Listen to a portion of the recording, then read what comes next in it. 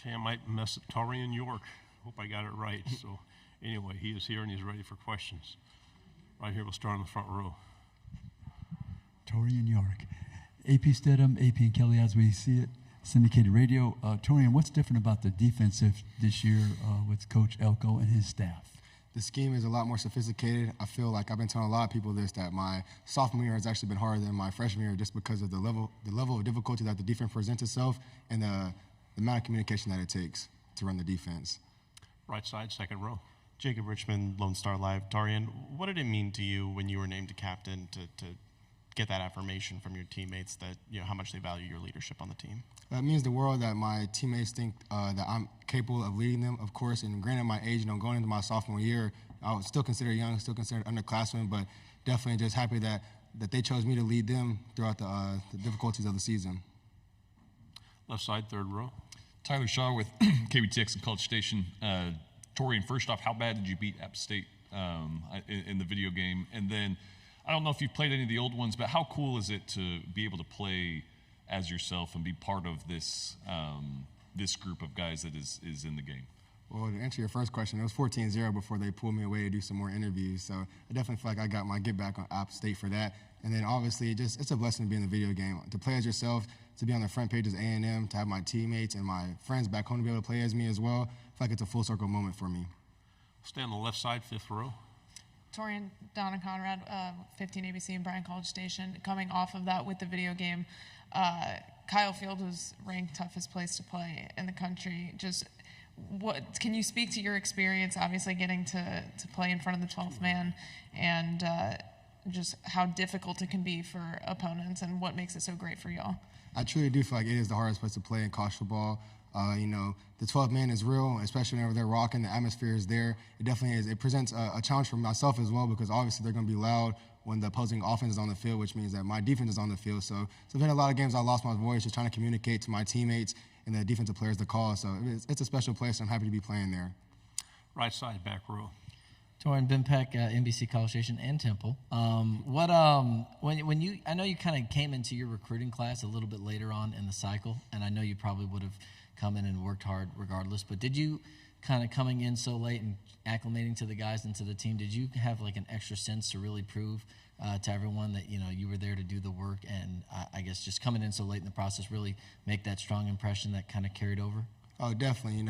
Obviously I did sign late. I committed late as well, but just coming into the class, they welcomed me as if I was already there, And so I remember when me and Chase Basantes moved into Park West on opening day, me and him just went up there to work out, and I could definitely tell that he wanted it and I wanted it as well. So guys like Chase and Damien, people who want to work hard, I can respect that a ton. Left side, back row. Dan Peck, ESPN 106.7 in Auburn. Ben and I are cousins. You played a lot as a true freshman. What are the keys? What kind of advice would you give to somebody who wants to make that kind of impact coming straight into the SEC as a freshman? Continue to make strides each and every day, regardless of your situation. Be diligent in your work, and definitely know the playbook and know the inside and out. Know all the checks and the communications, the adjustments you have to make. Just be ready whenever your opportunity is presented. On the right, Andrew Hattersley with Gig'em 24/7. You got to play alongside Edrin Cooper last year. I'm just curious, what are maybe some of the biggest lessons you took away from playing alongside him? Play fast, play physical. Don't really hesitate. Don't think. I feel like Coop played very fast, and he played with bad intentions for the offensive players for sure. So those two things I learned from Coop. Left side. Taurean, JD with KLTV and Tyler. You were freshman All-American last year. What's it like to be one of the guys representing your team here at Media Days? I mean, it's awesome just to have this experience, especially at my young age, but it's also a blessing as well, and I just got to continue to put in the work. Stay on the left side, third row, and then, we'll go there, then come here. Taurean, Carter Yates with Dave Campbell's Texas Football. What do you foresee Shamar Turner's role looking like on the defense this year? A leader for sure. Just having him on the field is a great impact, but I know the energy he brings and the way he runs the ball is a sight to see, so I'm happy to have him back. Right side. Hey, there's a school about an hour south of Temple that is coming to College Station late in November. What do you anticipate that game like for you? I don't know if they were involved in your recruiting process at all, and then just with the fan base as well. Nah, they weren't really involved in my recruiting process. I don't think they really reached out to me too much, But obviously, it's a special game for everybody in the state of Texas. So we're excited for that game. And I know Kyle Field is going to be rocking when that day comes. Third row, left side. Torian, going up against the offense in practice, how have you seen? Do you feel, in what ways do you feel like they've gotten better from last year? I feel like the offensive line is much nastier. I mean, having guys like Amaje Reed Adams come to the team, he set the standard. He lights a fire underneath all those guys, really. I feel like Chase is coming to his own. Mark has gotten a lot better as well. So the problems that they present us on defense is very hard. They have a lot of new plays that they run, and they run the ball a lot harder. So this is a testament to everybody involved in the offense. They got much better this spring. On the right, second row. Torian, kind of in that vein, some of your teammates have talked about there being a shift in mentality this year about players holding each other accountable. Have you kind of seen that yourself? Have you seen that in practices and summer workouts? Everybody is where they're supposed to be at on time, when they're supposed to be there. Guys are being more receptive to leadership. Guys are open to hearing, like Coach Moffitt. Coach Moffitt is an experienced guy who's won a lot of national championships, so you'd be silly not to listen to him. Go back in the left. Torian, as a captain and a leader on this defensive side of the ball, how have you seen transfers like Nick Scorton and Scooby Williams kind of gel with that unit? They gel perfectly, almost as if they've been there since day one. Like even guys like Cassius Howell, they all came in here not with the big head. They just want to help the team win in any way they can. On the aisle. Got a defensive-minded head coach now, obviously, and Mike Elko and Jay Bateman as well. What's it been like having both of those guys to kind of talk with and learn from over these past 6 months? Just the amount of detail that they have in the defense and the communication, like I mentioned previously. And like I said, it's a much different defense, much more sophisticated, and it's wonky in a sense, but I know it works because it's very complex.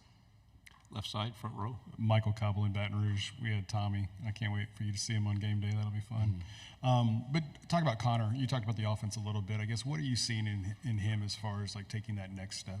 Connor's taking that next step, being a leader. Like I know for the 4th of July break that we had, he had all the receivers up there in Austin and like a Lake Travis, I think, and they spent the whole week together. They threw, they worked out, they lifted weights, and they spent a lot of time together. So I felt like that was definitely a big chemistry boost when it come to him and the receivers.